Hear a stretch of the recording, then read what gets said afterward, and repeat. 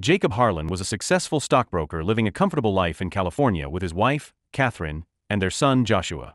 One night, after leaving a party with friends, Jacob drove home under the influence of alcohol.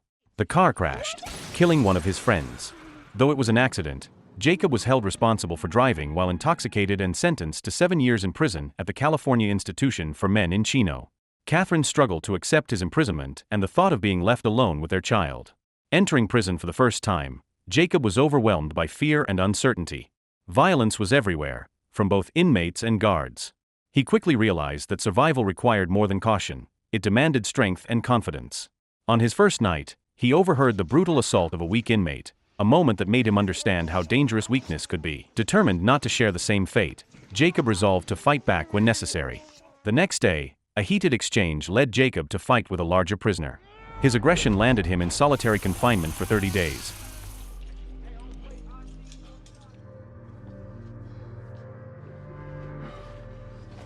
But the act drew attention from Bottles, the influential shot caller of a white supremacist gang.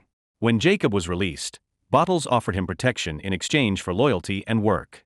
With no safer option, Jacob agreed. From that moment on, his choices would no longer be his own. This is Shot Caller.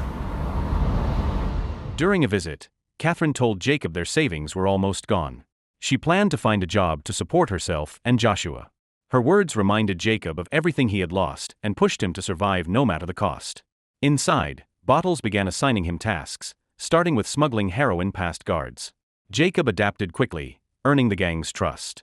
Soon, Bottles gave him a deadlier order: kill an inmate suspected of being a snitch. Jacob hesitated. He had never taken a life before. But refusing would mean losing protection and becoming a target himself. With no other path forward, he forced himself to commit the murder.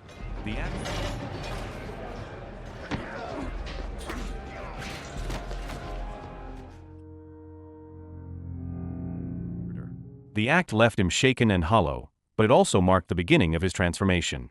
As years passed, Jacob grew colder and more dangerous. His beard thickened, tattoos covered his arms, and his nickname Money became known across the yard. The once successful stockbroker was gone, replaced by a man shaped by survival and the brutal laws of prison life. One day, Shotgun, a member of Jacob's gang, told him about Herman Gomez, a powerful inmate and leader of the Serenos gang. Soon after, tension between rival gangs erupted into open conflict inside the prison. Forced to take part, Jacob saw a chance to earn influence. When another prisoner tried to stab Herman during the fight, Jacob reacted fast and killed the attacker in front of everyone. The move earned Herman's gratitude and won Jacob respect from other gang leaders. The victory came at a cost. Surveillance cameras captured the killing, and Jacob's sentence was extended by 9 years. When Catherine learned of the decision, she broke down. Her frustration deepened when Jacob stopped contacting her altogether. He told her and Joshua to move on and live as if he no longer existed. After the incident, Jacob was transferred to Corcoran State Prison, a maximum security facility for the most violent offenders. There, he learned from other inmates that a man named Redwood controlled most of the power inside the prison. The next day, Jacob finally met Redwood, who explained that he was only a high-ranking member. The real authority, both inside and outside the prison, belonged to a man known as the Beast, the shot caller of one of the world's most powerful gangs. Because of his influence and extreme danger, the Beast was kept in a separate, highly secured cell. Determined to meet him, Jacob provoked a fight with one of the most violent inmates. His plan worked. The Beast heard that Jacob had started a fight just to gain his attention and was intrigued. He ordered a corrupt warden named Robert to bring Jacob to him. Despite being behind bars, the Beast controlled his criminal empire from within the prison, using bribes to manipulate guards and maintain authority. No one dared to challenge him. Impressed by Jacob's determination, the Beast promoted him to second-in-command. Years later, Jacob's sentence was reduced, and his release date approached. Before he left, the Beast gave him an order: arrange a weapons deal with the Serenos. Jacob hesitated, not wanting to risk his parole, but the Beast threatened his family, leaving him no choice. When Jacob finally stepped out of prison, he was met by Shotgun and several former gang members who had been released earlier. Relief washed over him as he breathed free air again. Though he had cut off contact with Catherine and Joshua, he still carried thoughts of them quietly, wishing he could return to the life he had lost. A few days later, Shotgun invited Jacob to a party, hoping to celebrate his freedom. But the night took a dark turn when a sudden attack broke out, clearly targeting Jacob. No one knew who was behind it, yet the ambush left him wary of everyone around him. The next day, he met Herman Gonzalez, another recent parolee, to discuss the weapons deal between the Beast and the Serenos. Afterward, Jacob secretly visited Catherine and gave her money. She tried to refuse, but he insisted before walking away.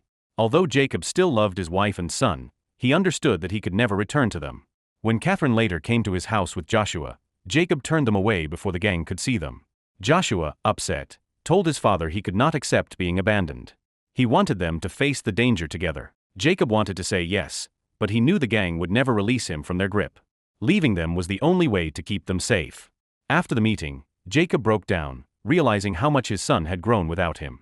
Determined to end the cycle, he began planning to free his family from the gang's reach once and for all. Meanwhile, his parole officer, Ed Kutcher, received a tip about the upcoming arms deal. The information came from Shotgun, who betrayed Jacob out of jealousy over his rise within the Beast's organization. Jacob eventually learned that Shotgun was also behind the earlier attack against him. He confronted and killed Shotgun, then took his phone.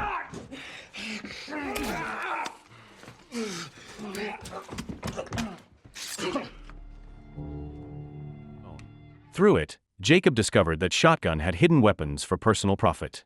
On the day of the arms exchange with Herman and the Serenos, Jacob used Shotgun's phone to send the meeting coordinates to the authorities. Soon after, police and SWAT units surrounded the site, triggering a violent shootout.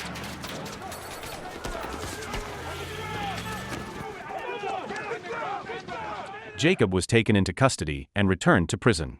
Following a full investigation, Jacob received a life sentence without parole. He refused Kutcher's offer to testify against the Beast in exchange for freedom, unwilling to risk his family's safety. Back in Corcoran State Prison, the Beast learned of Jacob's betrayal and threatened to kill his family. But Jacob had anticipated this outcome. Before his return, he had hidden a razor blade and stolen a set of handcuff keys from the guards, ready for what was to come. The next day, the Beast again threatened to kill Jacob's wife and son as revenge for his betrayal. When Robert arrived to release Jacob from his cell, Jacob turned on him, forcing him to hand over the key to the Beast's cage. After taking the key, Jacob locked Robert inside his own cell and opened the Beast's. A violent fight broke out between the two men. Using the razor he had hidden earlier, Jacob managed to kill the Beast and end his reign. He then ordered Robert to testify that the killing was done in self-defense and promised him a reward in return. Robert quickly agreed, knowing it was his safest option. With the Beast dead, Jacob became the most feared and respected inmate in the prison. He took over the Beast's position as a powerful gang leader, controlling influence both inside and outside the walls.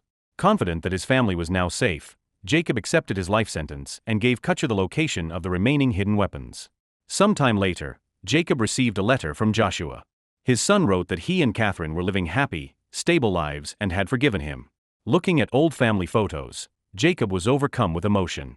He finally understood that giving up his freedom and destroying the Beast was the only way to protect the people he loved. So the moral of the story is, even if you mess up big time, try not to do it drunk, and definitely don't join a prison gang unless your dream job involves tattoos and razor fights.